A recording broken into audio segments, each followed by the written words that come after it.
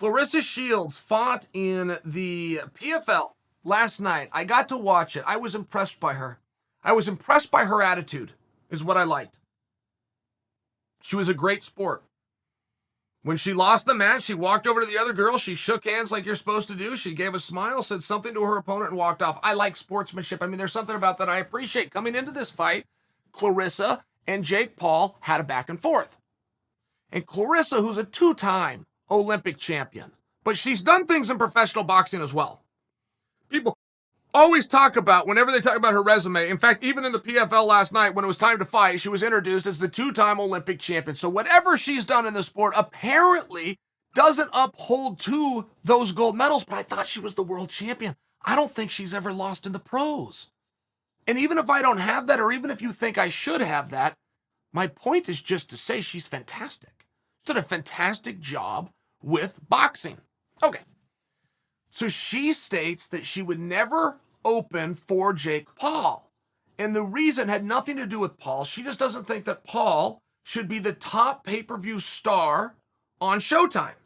One of the top pay-per-view stars in all of boxing. She doesn't think that's right. She's won world championships. She has a better resume. She should fight later on the card than Paul. He should not be the marquee fight. Now, the only irony in this was that's exactly what she was doing last night when she fought. By example, a guy who I got to meet on The Ultimate Fighter, come out to Submission Underground, who I still have contact with, a guy named Shoeface. Shoeface won The Ultimate Fighter. He had the biggest upset in grappling history for the year when he upset Gary Tonin in Submission Underground. He went on to the UFC. He fought for the championship of the PFL last night with $1 million on the line, and he did it on the undercard.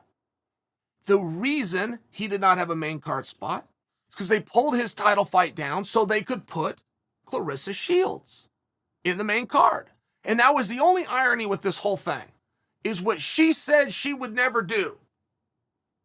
She did do to somebody else. I don't think she's wrong, by the way. I don't think she did a damn thing wrong.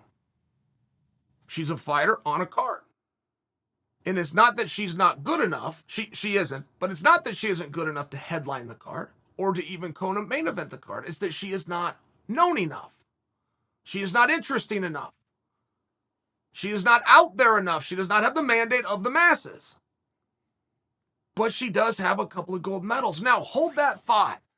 Would not kick Claressa, particularly not today. I thought she did pretty good. I really did. And I liked her attitude. I liked her willingness. When she got into this sport, she came in a lot like CM Punk. So many people resisted it. Threw their feathers up. Boxing isn't MMA. Remember all those people? Just like they did to Punk. Pro wrestling isn't MMA. But CM Punk and Claressa never claimed it was. CM Punk was saying, basically, this is an opportunity that Lorenzo Fertitta offered me. I do jiu-jitsu. I love the sport. Why don't I get in there and try? And once people caught on to that being the narrative and that being the attitude and idea of CM Punk, now people love him. He's getting asked to come out and commentate shows. He wasn't even welcome within the community. And now people want him on the outside of the ring. Talking about them was one of these things, but it took a minute. And when they resisted Claressa Shields and said, well, boxing can't, she agrees. And she went out to Jackson Wink.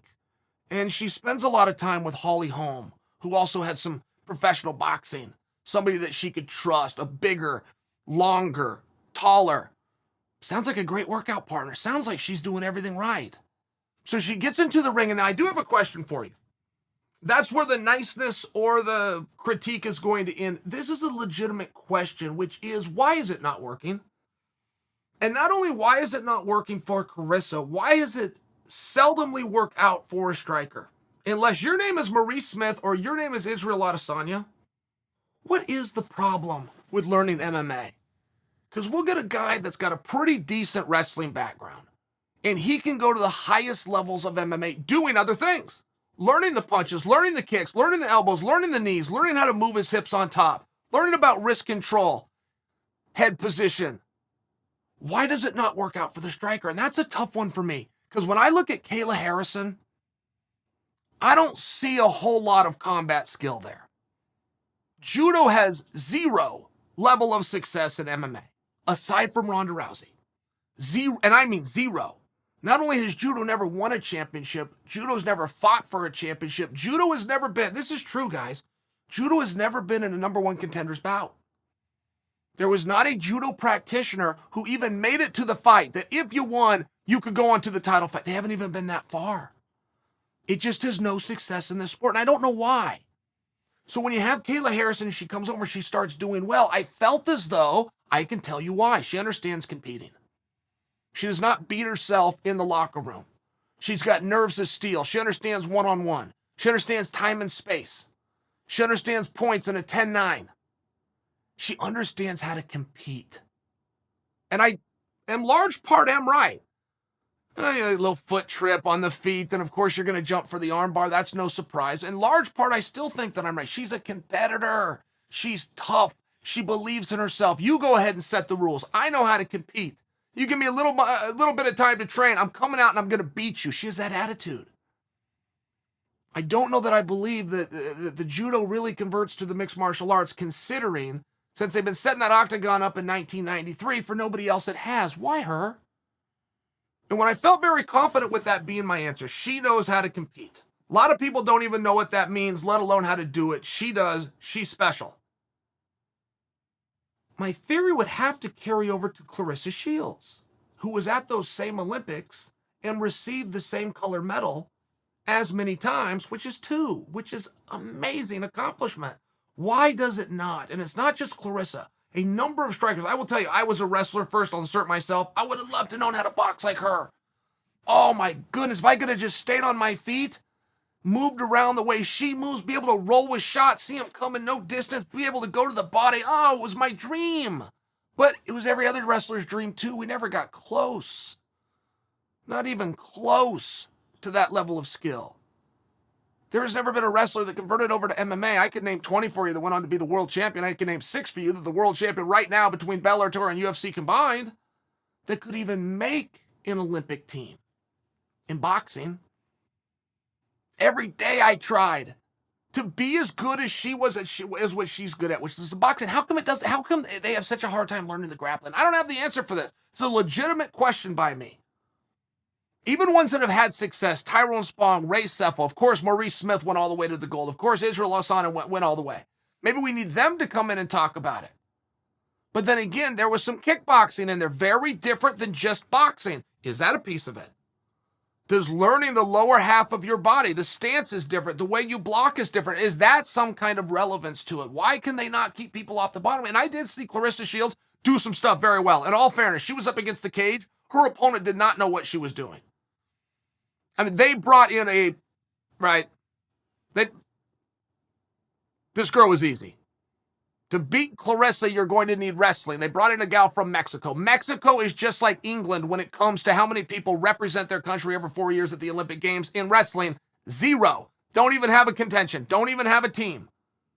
So they bring in an athlete from Mexico to fight her when we know we need a wrestler to beat, and this girl still beat her. And the girl looked terrible doing it. Just better than what we saw. And I'm just wondering why. What is it about that? What is that missing piece? If you take a wrestler and you show him some good boxing, I mean, he could go a long way. Don Fry was the first to show the world that. Don Fry knew a little bit of boxing, but he wasn't afraid to get in there and trade. And he was a damn good wrestler. Don Fry, in his day, was as fun to watch as anybody, but he was also as successful of a fighter as anybody. And it lasted a long time. Pretty good boxing, not afraid to try. That was a big deal with Don. It was a big deal, not just that he understood the hands. He was not afraid to step into that range. It's what made his wrestling work. That's why I keep pointing that out. But that taught all of us wrestlers what we need to know. All the wrestlers came in and grabbed that.